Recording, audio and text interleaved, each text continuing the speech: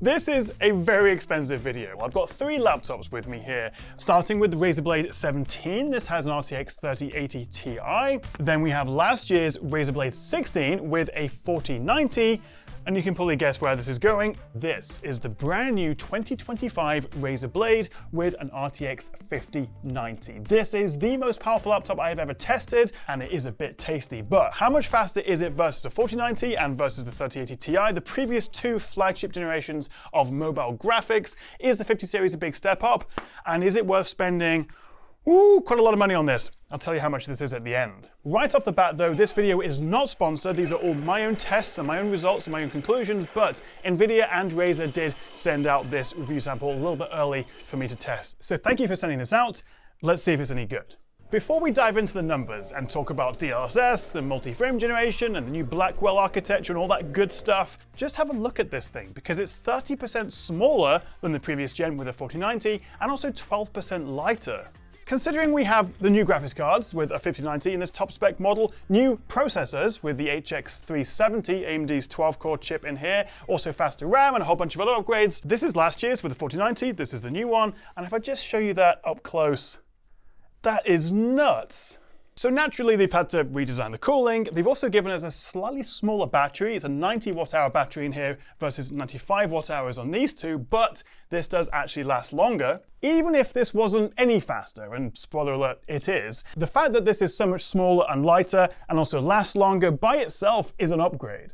However, there's more going on here. To get this balance of smaller form factor and longer battery life, Razer have dropped the TGP, or the total power allocated to the graphics card, from 175 watts on last year's 4090 Blade and also 165 watts on the previous 3080 Ti, down to 160 watts. Not only that, but the last gen Blade topped out with this Intel Core i9 with 24 cores versus the 12 cores that we now have with this top-end AMD Ryzen chip. And that really does make a difference, but we'll get to the benchmarks in just a moment. We're talking 14.9mm thick, and it tips the scales at 4.6 pounds, which actually makes it a tiny bit lighter than a MacBook Pro 16. So, new design, which is both thinner and lighter, but it's still very much a Razer Blade with the green logo on the back and this matte aluminium body, RGB backlit keyboard, massive touchpad, you really couldn't squeeze a bigger one in there, and more ports than you can shake a stick at, although the only thing we're missing is an Ethernet. We also have new processors, courtesy of the Ryzen 9 HX 365, which is a 10-core variant, or this HX 370, which gets you 12 cores. The new 50 series of cards, of course, and this can be spec'd with either the 70 Ti, the 80, or the 90, along with 32 or 64 gigabytes of new faster RAM. We're talking 8000 megahertz LPDDR5X, 1, 2, or 4 terabytes of storage, and that can be expanded with the second storage drive up to a massive 8 terabytes. And of course, right at the front here, we have this gorgeous 16-inch, 240Hz Quad HD Plus OLED display, which is very nice, and also very reflective, as you can see. Although I did notice on the older 3080 Ti variant I have here, this actually has a matte display. Which you prefer, glossy or matte? Doesn't really matter, I suppose, because you can't get this any other way than glossy.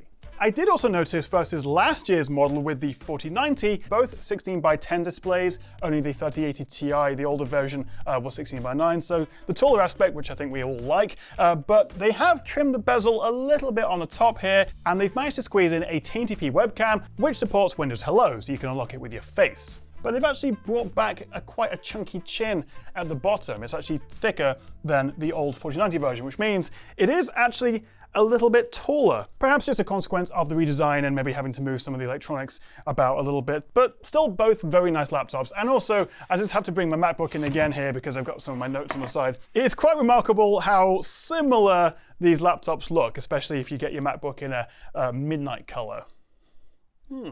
The whole chassis is made from one piece of aluminium. It's a CNC milled aluminium body. It's a very smart looking laptop, although it is still prone to some smudgy fingerprints, particularly on the lid.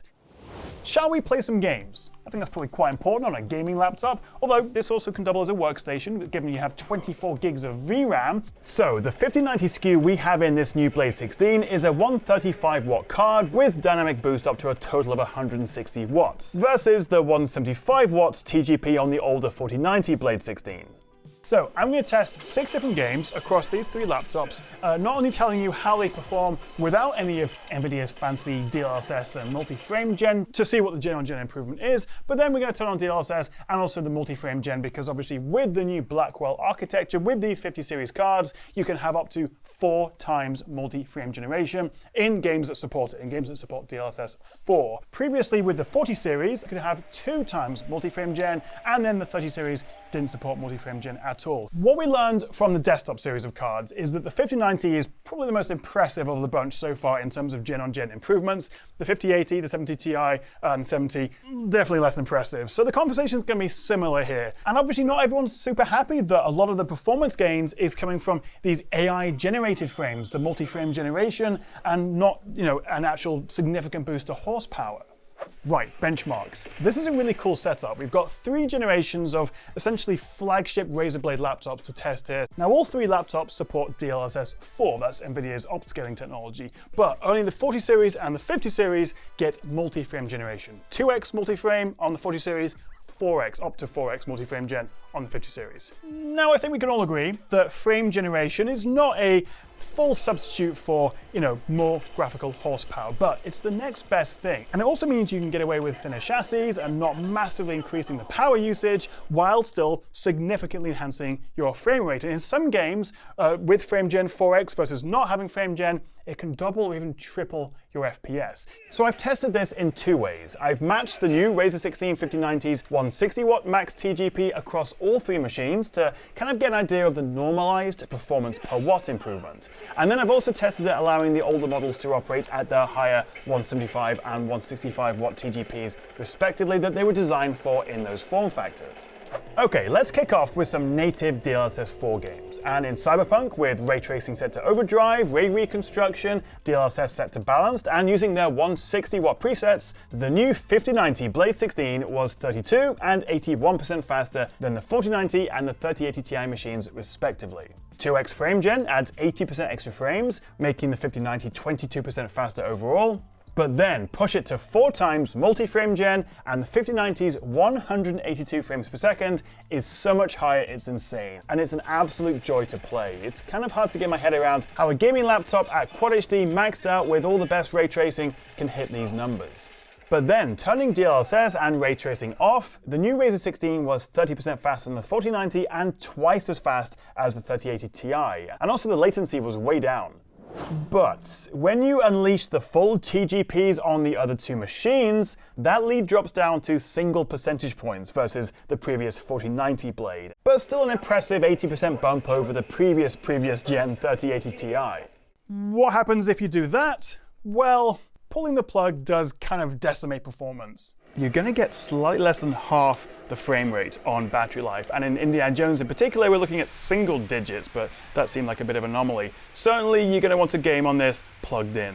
Moving swiftly on to Alan Wake 2, and again starting with all 3 laptops set to 160 watt TGP, the 5090 Blade 16 was just 23% faster than the 4090, but a massive 2.5 times faster than the 3080 Ti.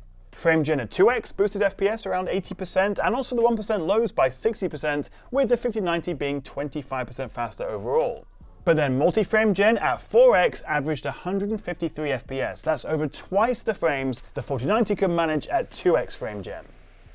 Once again, the latency does increase the higher the frame generation goes, but it is still lower than previous generations, and it's not high enough that you really wouldn't want to use it.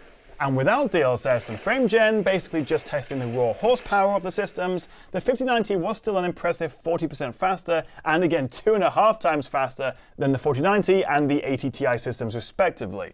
That's a solid jump in performance per watt, but with the 4090 Razer's full TGP, the 5090's lead drops to around 15%, though it's still 2.5 times faster than the 80 Ti.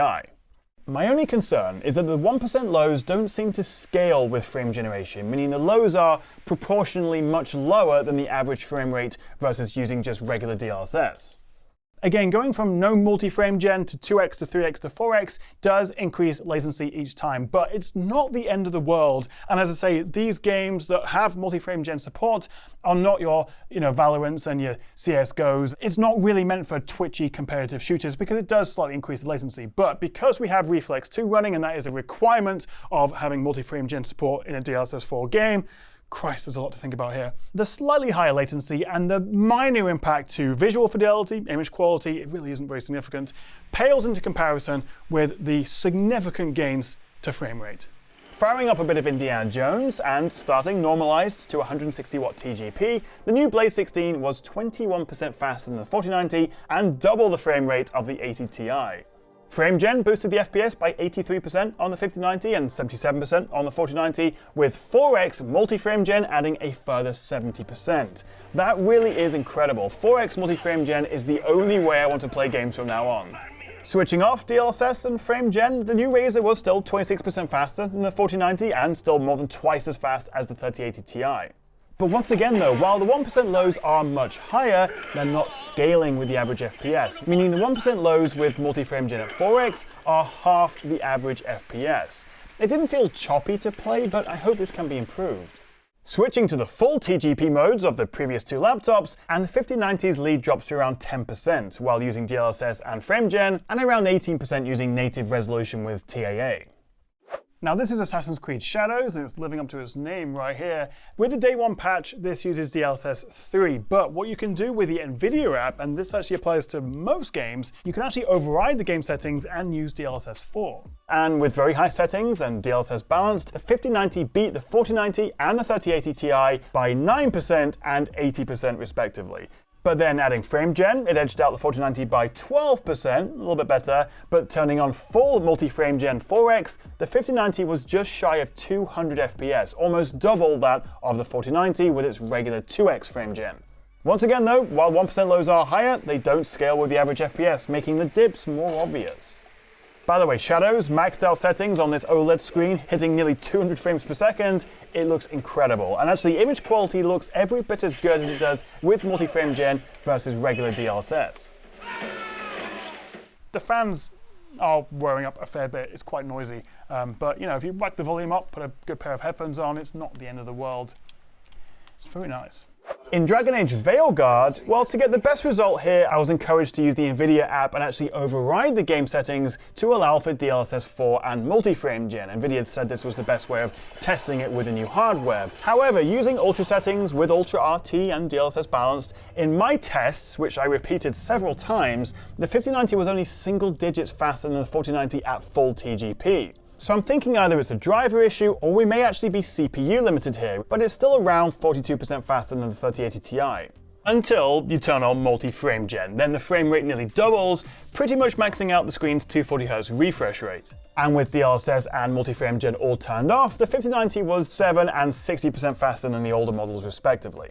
And finally, in F124, which uses DLSS 3, meaning there's no multi-frame gen here, and you actually can't force it in the NVIDIA app, so this gives us an idea of how these compare using DLSS 3 and regular frame gen. And with ultra-high settings at Quad HD, DLSS balance, and max TGPs, the new 5090 in the Blade 16 was just 7% faster versus the 4090, and 54% faster versus the 3080 Ti. And with frame gen turned on, it's still just 10% faster than the 4090. Eesh. And with no DLSS, no frame gen, the Blade 16 5090 was just 8% faster than the 4090, but still 57% faster than the 3080 Ti system. Really, the best results come from when you do have a DLSS 4 game and you can use that 4x multi-frame gen.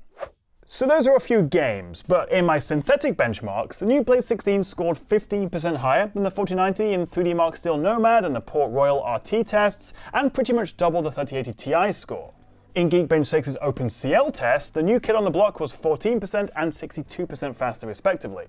But then on the CPU side, for the processor, this new 12-core Ryzen AI 9 HX370, which is the higher of the two SKUs you can go for on the Blade 16, was just 1.5% faster than the previous 14900HX in single-core, and of course due to the halved core count, was slower in multi-core. But it was still massively faster than the 12th gen Intel chip in the 3080 Ti machine.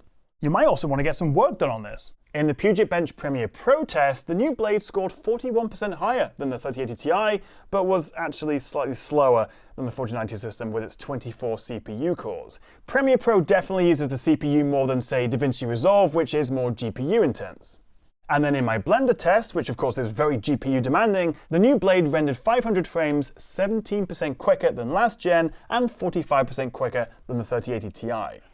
Very interesting results, and nothing really to write home about coming from a previous 4090. That is until you're playing a game that supports DLSS 4 and you can turn on the new 4X multi-frame gen. Then the new cards come into their own. But otherwise, even more interesting is that in terms of the power consumption, when idle, this uses about 1 to 2 watts less than the 4090, and under load actually uses 4 to 5 watts less. So we're getting more performance, it's using less power in doing so, and also it extends the battery life, despite the fact that this has a 90 watt-hour battery and these are 95s. After 30 minutes of Indiana Jones using the 160 watt TGP modes, the 3080 Ti only had 20% left. After half an hour of gaming, that seems weird, but I tested this twice in different games and it was the same result. The 4090 had 58% of its battery left, but the winner, ding ding ding ding, had 73%. And from fully charged, after 1 hour of my full screen YouTube test, the 5090 was still way out ahead with 90% remaining. It's an impressive bump to battery life overall, especially versus the 30 series cards. And it supports fast charging. You can get 50% of your battery in half an hour via Razer's bespoke charging port here. All gaming laptops get pretty toasty, and you probably wouldn't want to use this on your lap for very long, but interestingly, between the three I'm testing, the new Blade 16 with the 5090 is actually the coolest. It does have the lower TGP graphics card, but it's also considerably thinner than the other two. And also in my noise test, the new Blade 16 was noticeably louder than the 4090 model, especially at idle. However, at max TGP, the new Blade was quieter and only a little bit louder than the 3080 Ti. And breathe. That was a lot of numbers to go through, but hopefully it gave you an idea of how fast this new Razer Blade 16 with the new 5090 is. As you would expect, this is faster, which is impressive given the fact that it's a smaller form factor, we have half the number of cores, and also a lower TGP in this SKU versus its predecessors. What will be interesting is how this compares with the new Blade 18, which has a higher core Intel chip. It has the higher 175 watt TGP version of this card. So this is not the fastest 5090 laptop you'll be able to buy, but certainly in this form factor, which is essentially a MacBook Pro 16, it really is. Obviously, it's a very fast laptop, but it really only comes into its own when you have that multi-frame generation, a 4X frame gen, obviously going above and beyond the 2X of the regular frame gen on last year's 40 series cards. Then you really start to take advantage of these higher refresh rates and start to max out the sort of 240 Hz at this Quad HD. But versus last year's 4090, if you're not playing DLSS 4 enabled games, then I mean, it's perhaps a little bit underwhelming. And also don't forget, this isn't just for gamers. With 24 gigs of VRAM, with the extra encoder and decoder, which also now support 422 color. So right now, in the beta version of DaVinci Resolve Studio, you can actually now export in 422. So if that's your workflow, happy days, and hopefully we'll see that in Premiere Pro soon as well. The downside, as I say though, is that we do only have a 12-core CPU. So without doubt, there are some compromises because of this sleeker form factor. But at the end of the day, if you're looking to upgrade your gaming laptop / workstation, probably gaming laptop, and assuming you're not coming from a 4090, this is going to blow you away. It is a very impressive laptop. The only tricky bit, you can probably guess where I'm going with this, the price. If you want a Razer Blade 16, you'll have to spend at least $2.5 grand. That will get you a 5070 Ti and a 10-core CPU. For this model with 32 gigs of RAM, 2 terabytes of storage, and the 5090, we're talking £3,900, best part of $4 grand. Obviously, it's very expensive. We're used to that. It's no change, really. So hopefully you have very deep pockets. So what do you make of the new Razer Blade 16? Would you be tempted to pick one up? And also, are you impressed with the new 50 series of mobile graphics? Let me know in the comments below. Also, if you've got any questions at all, I'll do my best to answer them. And if you enjoyed the video, a cheeky like and subscribe would be fantastic. Thank you so much for watching, guys. I'll see you next time right here on the Tech Chat.